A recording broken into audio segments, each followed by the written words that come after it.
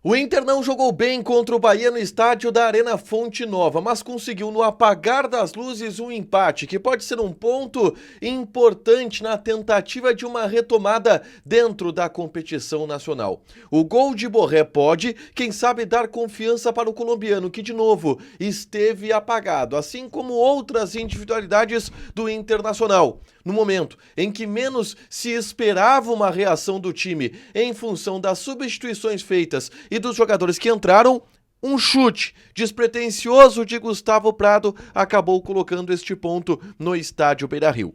Tudo sobre o empate colorado em Salvador, agora aqui no A Dupla.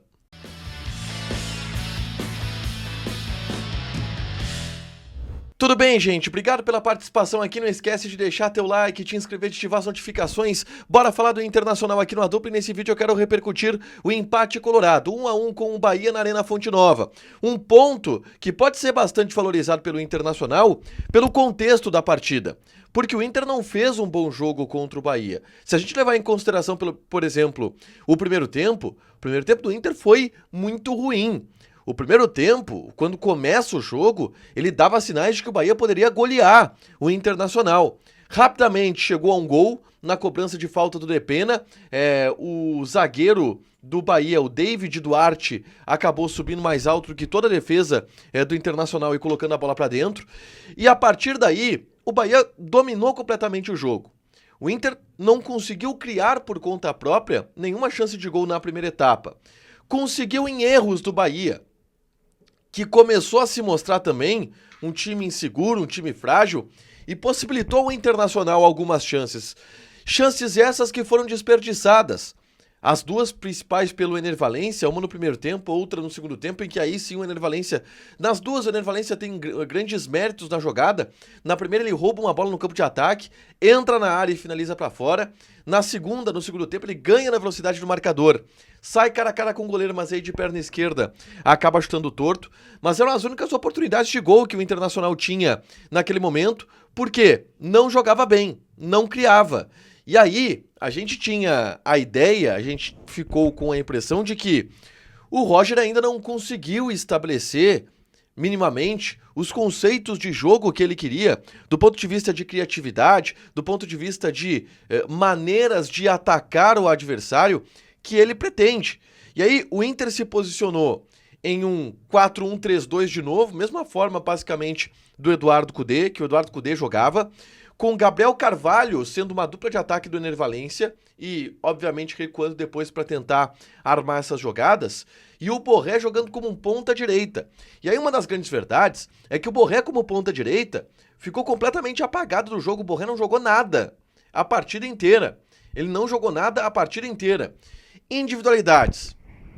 Ele começou jogando com o Bruno Gomes na vaga do Rômulo, e o Bruno Gomes não fez uma boa partida, errou muitos passes, não esteve bem na marcação, não conseguiu roubar bolas, esteve mal o Bruno Gomes.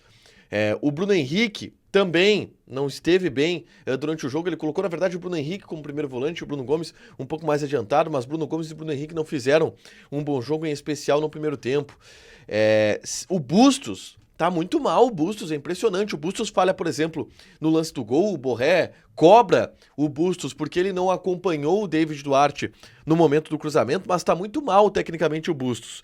De positivo, eu destacaria de novo o Bernabei, que de novo mostrou que, cara, é disparado o melhor lateral esquerdo do Internacional. E aí é aquilo que a gente já havia falado contra o Rosário Central.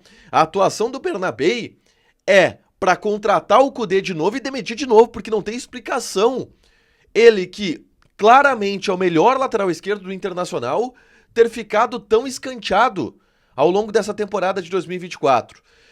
O Wesley fez um bom jogo, o Gabriel Carvalho fez um primeiro tempo muito abaixo, parecia que sentiu um pouco a partida, mas no segundo tempo o Gabriel Carvalho evoluiu. No segundo tempo o Gabriel Carvalho participou, chutou a gol, deu um belo passe pro Ener Valencia, que ia sair na cara do gol se não fosse uma falta do zagueiro do Bahia, que não foi marcada pela arbitragem.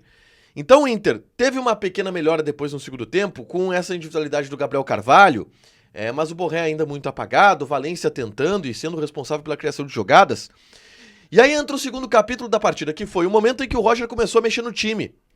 Já no intervalo, Ele troca, ele bota o Rômulo na vaga do Bruno Gomes pra dar um pouco mais de consistência no meio campo. Rômulo de novo não faz um bom jogo. Aí ele começa a trocar do meio pra frente. Ele bota Gustavo Prado e tira o Gabriel Carvalho, no momento em que o Gabriel Carvalho tava bem no jogo, tá? Ele coloca o Luca Drummond e tira o Ener Valencia. O Lucas Alario ficou no banco. E o Luca Drummond, que é um garoto, entrou, o que mostra também a visão do Roger de que, cara, eu vou botar essa gurizada pra jogar aqui pra ver se eu consigo fazer alguma coisa de diferente. Ele bota o Johan na vaga do Wesley. Ele descaracteriza completamente o time do Inter do meio pra frente. E aí ele fica com o Johan de um lado, Gustavo Prado de outro, 2 atacantes, o Borré e o Luca Drummond. E aí todo mundo ali, cara, com o Johan, Gustavo Prado, Luca Drummond. O Inter não vai empatar esse jogo, tava jogando tão mal. Mas o Inter empatou. E a verdade é que o Inter empatou em um momento onde o Bahia se colocou completamente pra trás, e isso não é culpa do Inter. E na individualidade do Gustavo Prado, que tem bola no corpo daquele guri, a gente sabe, tem bola no corpo daquele guri.